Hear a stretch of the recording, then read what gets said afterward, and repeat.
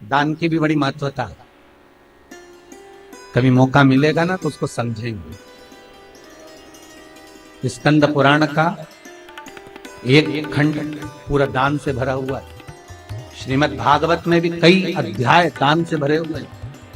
विष्णु पुराण, पद्म पुराण, नर्मदा पुराण, अग्नि पुराण, शिव महापुराण, ये जितने पुराण हैं इसमें भी कई अध्याय दान से भरे हुए हैं।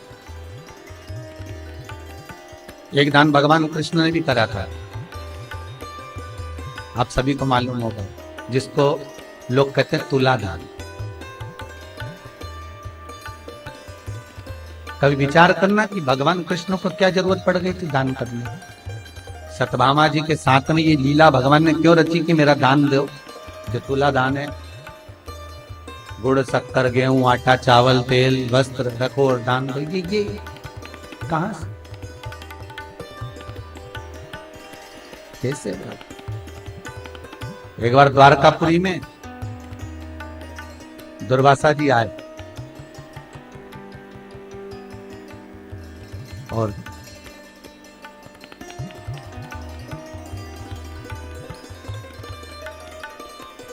दुर्वासा जी आए तो भगवान कृष्ण के कक्ष में पहुंचकर दुर्वासा जी ने एक बात कही, कृष्ण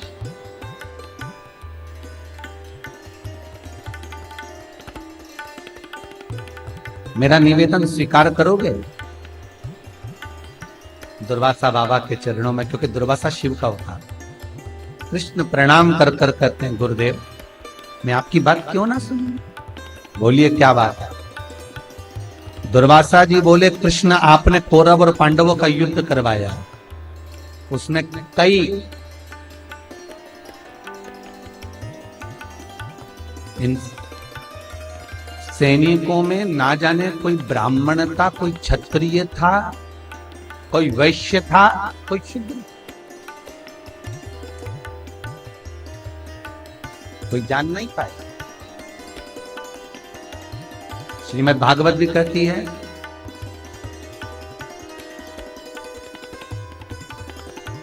कि जरासंध भी ब्राह्मणों की सेना लेकर आया था।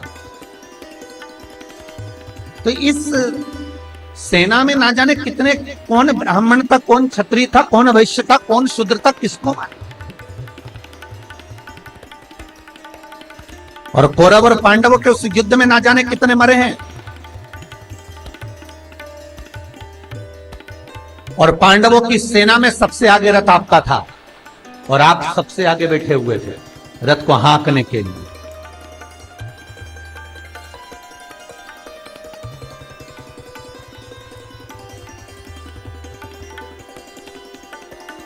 हम अगर अर्जुन के सखा भी हो, मित्र भी हो, सब पक्ष मानता है, माना तूच सार का तूच देव तूच आत्मा नहीं माना, तुम सर्वस्व।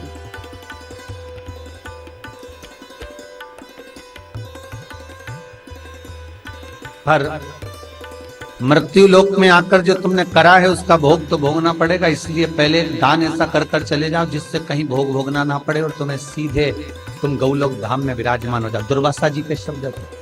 तो क्या करना पड़ेगा।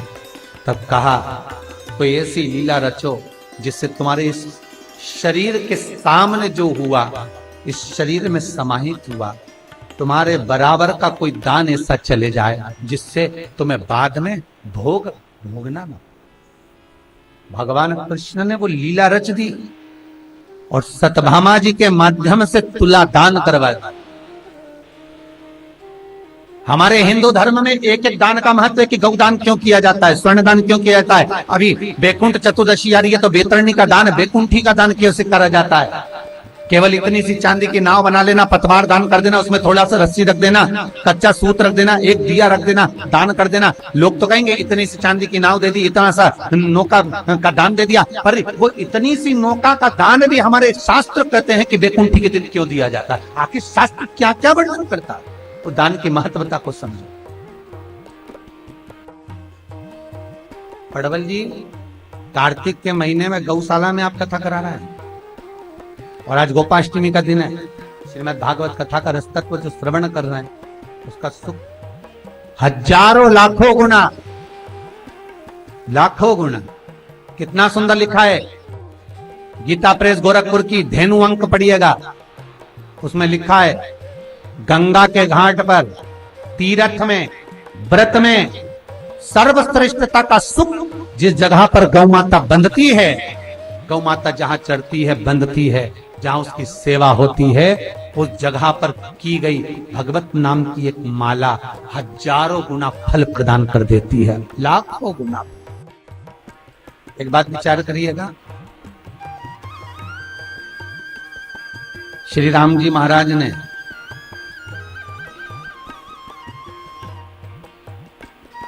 सबसे पहली गाय दान करी थी महाराज। श्री राम जी महाराज ने जो गौदान करी थी वो भी ये कार्तिक का महीना था। इस कार्तिक के महीने को दामोदर मास को कोई साधारण ना समझे। आज गोपाष्टमी, जिस दिन मेरे भगवान कृष्ण पहली बार मैया यशोदा से गौएं लेकर चराने के लिए गए थे।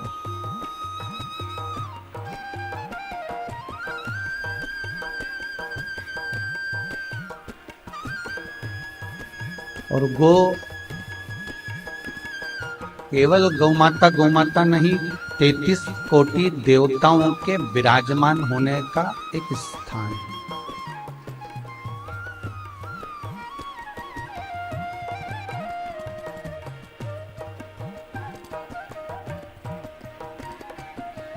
गो गोवर्धन गौ गंगा गोपी,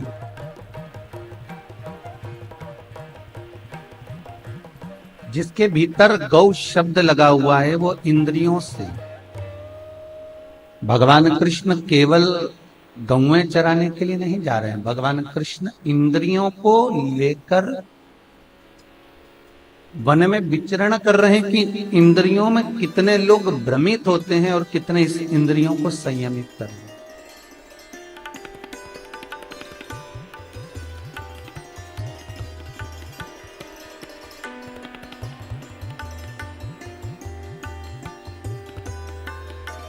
अच्छे अच्छे साधक,